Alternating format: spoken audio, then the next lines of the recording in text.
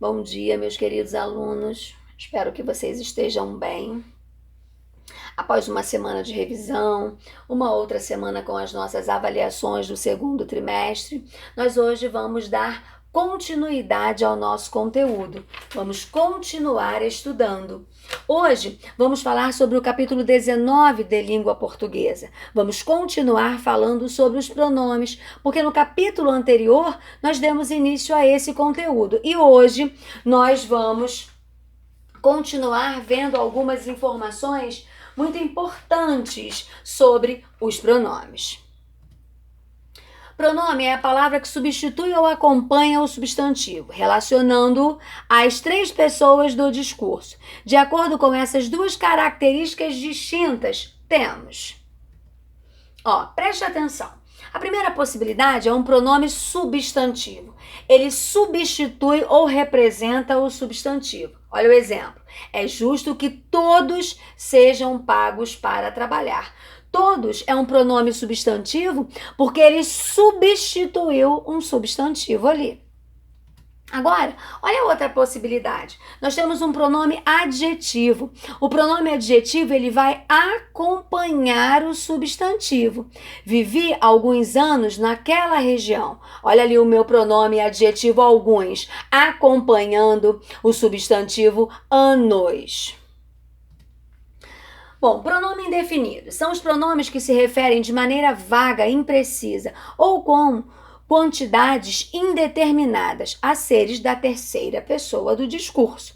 O próprio nome já diz, né? Se ele é indefinido, ele vai me dar uma ideia vaga, algo que é impreciso. Olha lá, conheci alguém muito especial.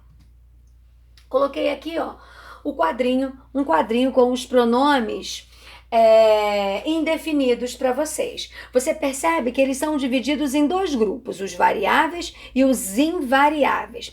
Os variáveis, eles vão poder se flexionar, eles vão variar em número, singular e plural, e gênero, masculino e feminino. Ok? Você tem alguns exemplos ali, poucos, alguma, vários. Porém, você tem aqueles que são invariáveis. Eles não vão ter essa flexão. E ali você tem esses pronomes. Atenção! Certos pronomes indefinidos podem apresentar a ideia de quantificação ou de intensificação e, por isso, são confundidos com os advérbios de intensidade. Então, fique atento com a dica que eu vou te dar agora para que você não confunda essas duas situações. Diferentemente dos advérbios, porém, eles apresentam flexões, sejam como pronomes substantivos, sejam como adjetivos. Quando são pronomes adjetivos, vinculam-se, obviamente, a substantivos, como nós já vimos. Essa é uma forma de diferenciá-los dos advérbios, que modificam verbos, adjetivos ou outros advérbios. Preste atenção nos exemplos, Muitos são os chamados, poucos são os escolhidos. Você percebe aí que nas duas situações nós temos pronomes substantivos. Olha o segundo exemplo. Muitos assistiram à chegada do homem à lua. Muitos, também pronome substantivo. Tinha bastantes amigos e cada vez menos tempo para revê-los. Agora, nas duas situações, nós temos pronomes adjetivos, bastantes e menos. Há mais coisas entre o céu e a terra do que supõe a tua vã filosofia. Mas aí é um pronome adjetivo. Locuções pronominais indefinidas. Coloquei ali alguns exemplos para vocês e vocês vão perceber e lembrar que todas as vezes que nós falarmos de locuções, vamos estar falando de expressões, tá certo? Olha lá, cada qual, cada um, todo aquele que, entre outros. Coloquei um exemplo para vocês, Cada qual cuide de seus próprios negócios. Agora vamos falar do pronome interrogativo. É o pronome que se emprega em uma interrogativa, pode ser direta ou indireta, a respeito de um agente, paciente, alvo ou necessidade, de uma quantidade ou de uma escolha entre elementos. Coloquei um exemplo ali para vocês, ó. Quantos candidatos foram aprovados? Quantos? Pronome interrogativo. Reproduzi um quadrinho aqui, ó, com os pronomes interrogativos. Você percebe que ele também pode ser variável ou invariável. Temos aqueles que serão os variáveis que vão ter a flexão, você percebe ali as flexões que podem ser usadas, e aqueles invariáveis que você não vai poder flexionar. Pronome possessivo. Vamos agora falar sobre uma outra classificação.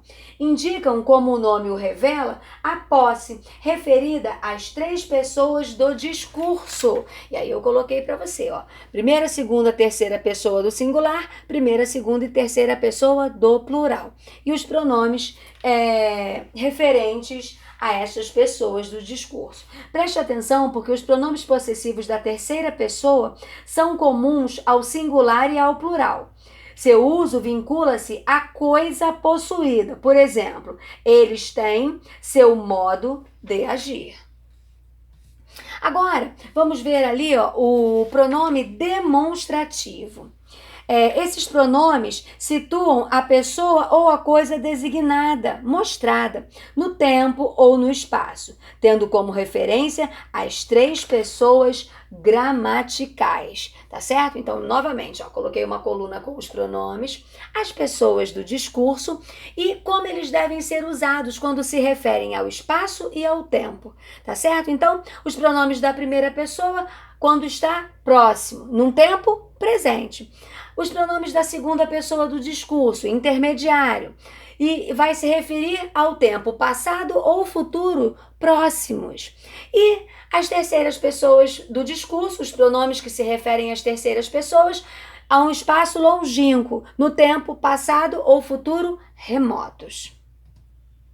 Os pronomes demonstrativos, como palavras anafóricas ou catafóricas. Bom, agora nós teremos uma outra situação para o uso desses pronomes demonstrativos. Olha, primeiro vamos falar como palavras catafóricas. Os pronomes este, esta, isto, estes e estas são usados em referência a elementos a que eles se seguem. Nesse caso, são palavras catafóricas. Olha o exemplo que eu coloquei ali, ó. De todos os sentimentos, o que está acima de todos é este, o amor. Você percebe que primeiro eu uso o pronome, depois o termo a que ele se refere. Por isso, neste exemplo, ele está sendo usado como uma palavra catafórica. Agora, olha a segunda possibilidade, como palavras anafóricas. Os pronomes esse, essa, isso, esses e essas são usados em referência a elementos que os antecedem e que eles retomam. Nesse caso, são palavras anafóricas. Olha a situação que acontece agora. Você não me disse a verdade e isso me entristeceu. Você percebe que o termo a que ele se refere apareceu antes. Por isso, temos ali como palavra anafórica. Bom, atenção. Há um outro emprego particular dos demonstrativos em alusão a termos precedentes. Quando se quer fazer referência a termos já mencionados, usa-se o demonstrativo aquele e todas as suas variações, tá? Para o que foi mencionado em primeiro lugar. Então, é aquele que aparece em primeiro lugar. Você vai usar como referência aquele. E o demonstrativo este e as variações desse pronome para o que foi nomeado por último. Preste atenção no exemplo. Olha, coloquei ali, ó.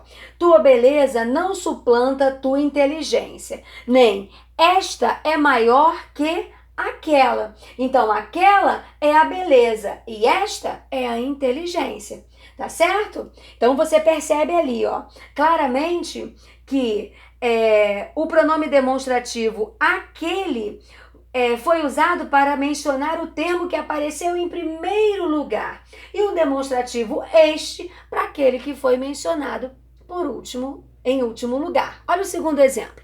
Na África do Sul, os brancos são minoria em relação aos negros, mas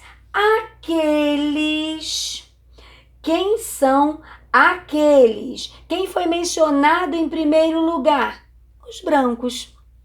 Mas aqueles detinham o poder, enquanto quem foi mencionado por último ali? Os negros. Por isso eu usei estes. Viviam sob permanente estado de submissão. Mandela foi a grande liderança contra o apartheid. Tá certo? Essa observação aí também é muito importante quanto a esse uso dos pronomes. Bom, agora eu acredito que você já seja capaz de responder todos os exercícios do capítulo 19, mas você sabe, se precisar, se tiver dúvida, vai chamar. Pelo WhatsApp, pela plataforma, pelo plantão, o que for melhor para você. Mas o importante é que você não fique com dúvidas, ok? Então já sabe, precisou, é só chamar. Bom, tenha uma excelente semana, continue em casa cuidando da saúde de vocês e não esqueça, o seu comprometimento com os estudos é muito importante. Fiquem com Deus. Um grande beijo.